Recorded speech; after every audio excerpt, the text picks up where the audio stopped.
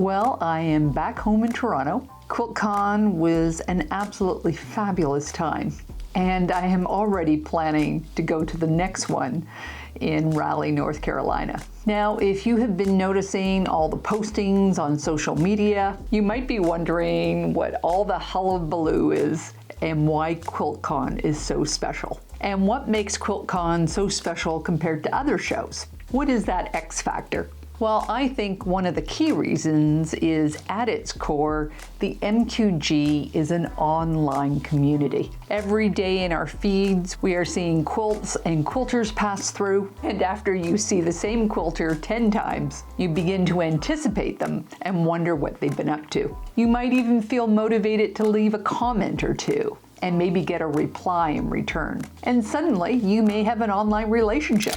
And Quiltcon is where you can finally meet in person. All week long, I was running into old friends, online friends, friends that I had met at prior workshops and lectures, people that I had interviewed for my channel. I had such a great time at my first meetup of Karen's Quilt Crew.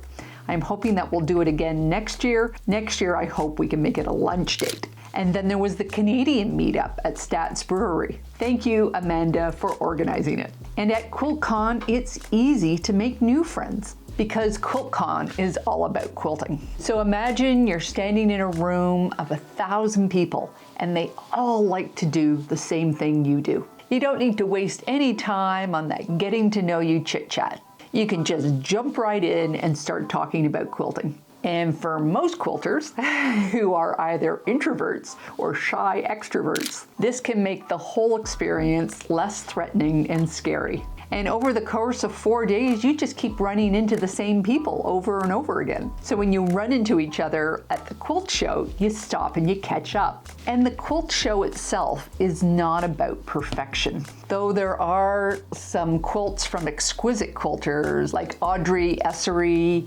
and Carson Converse, perfect technique is not essential. It's more about experimenting with fabrics and color and theme and techniques and technology to produce new and different results. For instance, Fiona Johnston participated in a curvillette sew-along with Jen Carlton Bailey. Now these are crazy 1-inch finished drunkard's path blocks. Fiona played around with pattern and when it merged with her Ruby Star fabrics. And then she took the technique even smaller, producing these 1/2-inch blocks, which she called curvilitos. And when she won the People's Choice Award, we showed up to cheer on her success. That's all for this year. Next year's Quiltcon is February 24th to 25th.